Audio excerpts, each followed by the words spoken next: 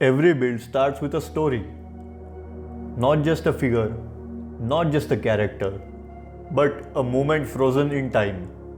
This one, it's Ant King Beru, from solo leveling, landing with a earth-shattering force, limbs spread wide, shockwaves rippling out from beneath him. I wanted to capture that exact second. And in this video, I'll take you through the full process. After selecting a character, we begin by making a reference board to get a rough idea of what we are about to sculpt. In this case, understanding Beru's body structure, the layering of his armor, limb placement, and how he looks in motion across different poses. We also collect lighting references and explore multiple color palettes. The pose I selected resembles a powerful and an impactful landing. Beru crashing to the ground, creating such a tremendous force that shatters the terrain beneath him, resembling a creature of force and destruction. The widespread angle of his limbs make for a dynamic and a readable silhouette, one that feels grounded and yet full of kinetic energy. Now that the references are ready, we start blocking a base for the character. We gather materials required for the blocking, MDF board, foam board pieces, and some dried out bark. The goal is to build a rocky terrain that naturally supports the impact pose, providing layers and sharp shapes that give the illusion of a fractured battlefield.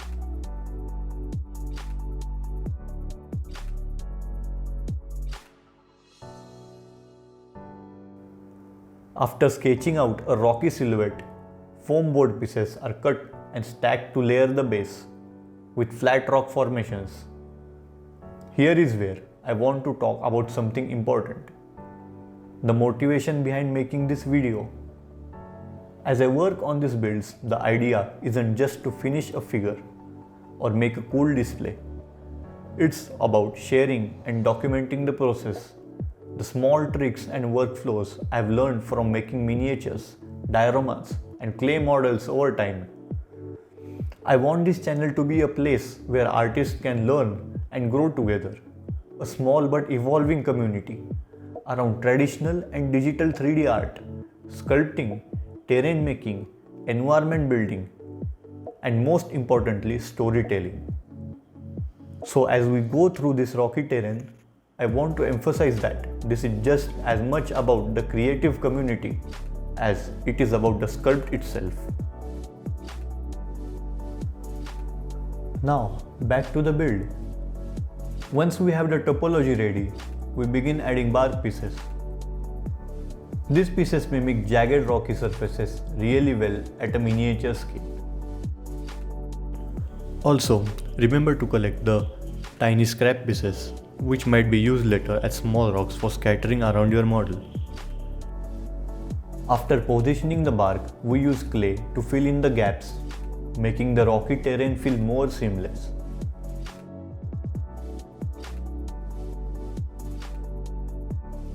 During this process, I carve in fine cracks and micro breaks around the rocks to enhance the illusion of earth being violently shattered. One thing I want to highlight is that many of these materials are freely available.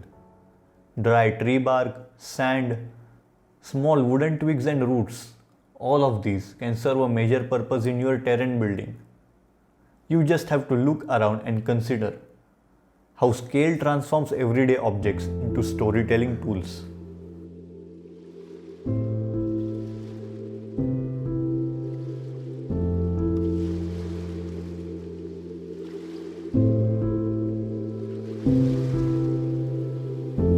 With the base done, we now begin the character's internal armature. I use 2 mm aluminium wire, aluminium foil, and some paper tape.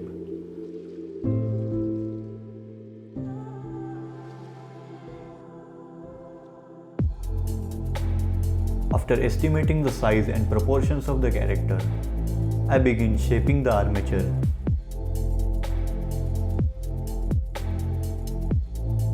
Constantly adjusting and trying out different poses while the joints are still flexible.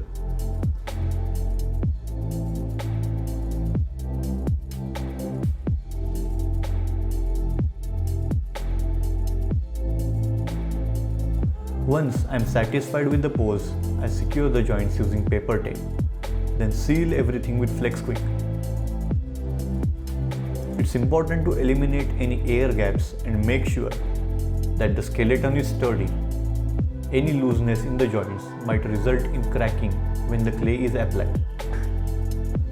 With the skeletal structure stable, I begin blocking volume using aluminium foil and tape, gradually building up body mass. Think of it like laying muscles and flesh over bones. The armature makes it easier to understand volume, anatomy, and physical balance before you get into detailed sculpting.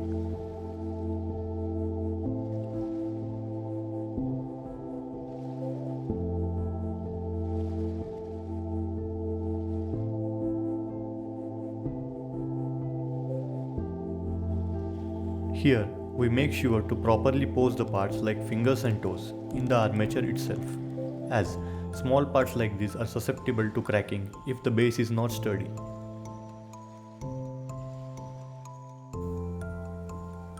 We begin sculpting with the larger masses, starting with the torso.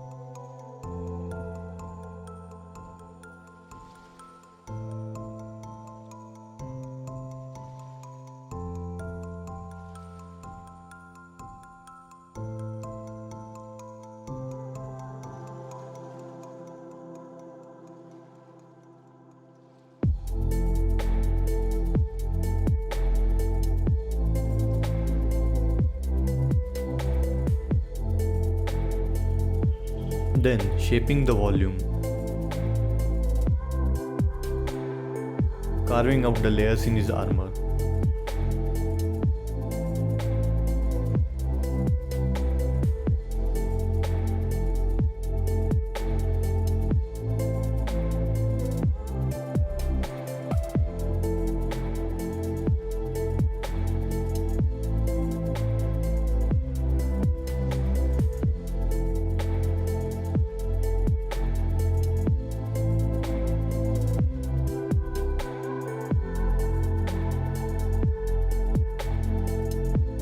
Moving on to the limbs, then gradually refining areas like the fingers, feet, and joints.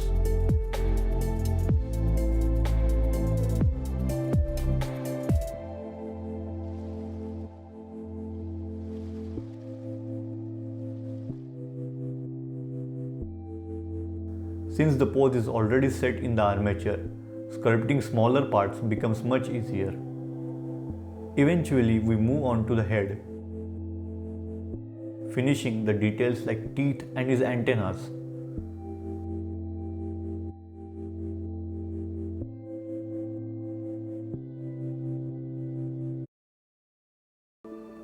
Now that both the base and the character are sculpted, we prime them with a base layer of paint to prepare for detailing.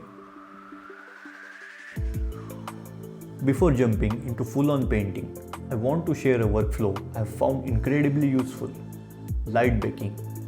In a 3D software, light baking means capturing bounce, shadow, highlight, specular, diffuse, and reflection data from your scene and projecting it on your model in the form of an image texture. This allows the model to appear lit even when there are no lights present in the scene. Well, how do we bake light in this case? Without the software running the algorithms and calculating the light passes and baking it on our model. We can do a similar thing manually. First, we set up different lighting setups and click reference photos from multiple angles. Then, we bring these in a 2D painting software to simulate how light behaves across the surface. I already have a color palette in mind from the reference board, but you can experiment here. I used this specific color palette to mirror a scene from the anime. Sun Jin-woo's blue aura clashing against Beru's red. A subtle clash, but when painted right, it gives the miniature a real sense of tension. Here I am using a red key light, which I will paint with the soft light blending mode, and a bluish purple fill light, painted with the multiply blending mode.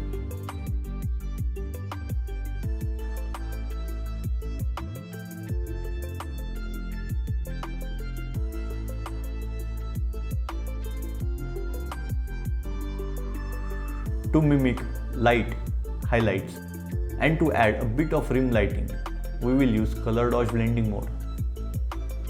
So, just the simple knowledge of blending modes in a 2D software can prove useful in a process such as this.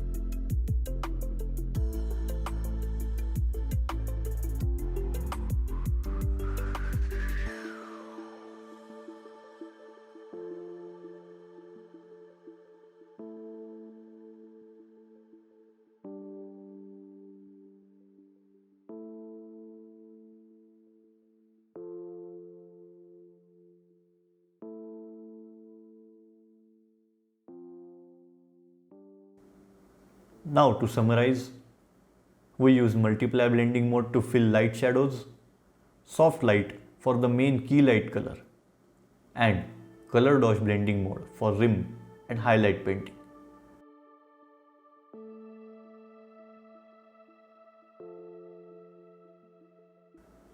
We repeat this process for the rear view. This time, we reverse the colors, a red multiply shadow and a blue soft light key, building a balanced aura around the figure from both sides.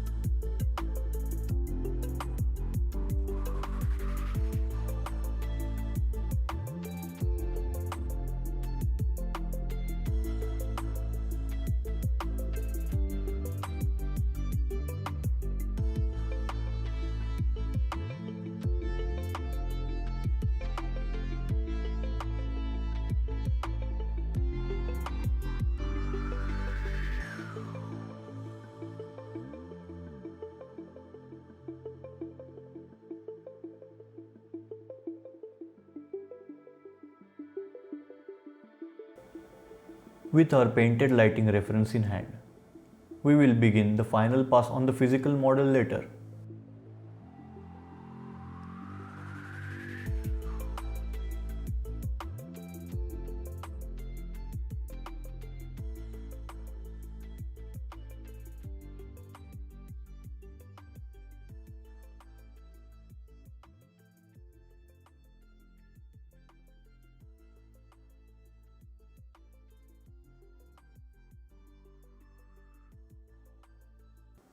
Dry brushing helps apply the lighting tones without flattering any details.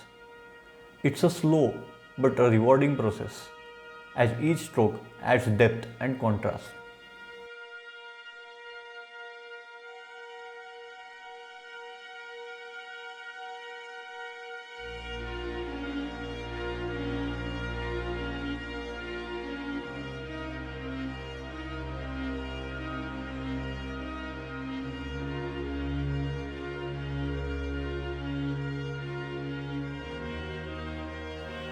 After painting, we fix the character onto the terrain base.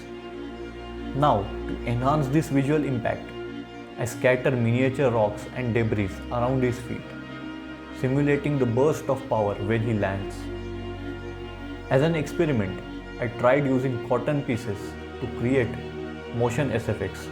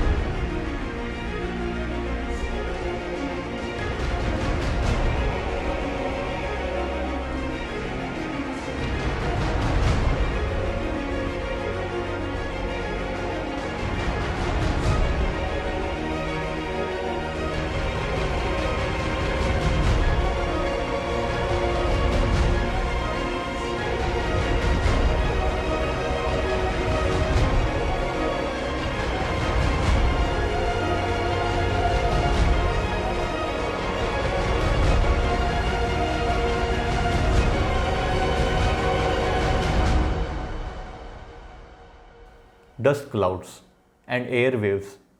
By mixing Fevicol with water, I was able to shape and fix these clouds in place, giving them a sense of movement while remaining rigid enough for the display.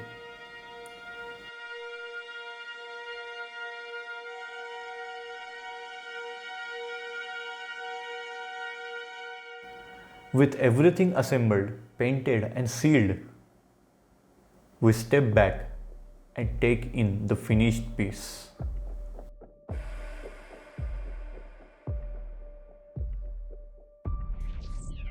起きろ。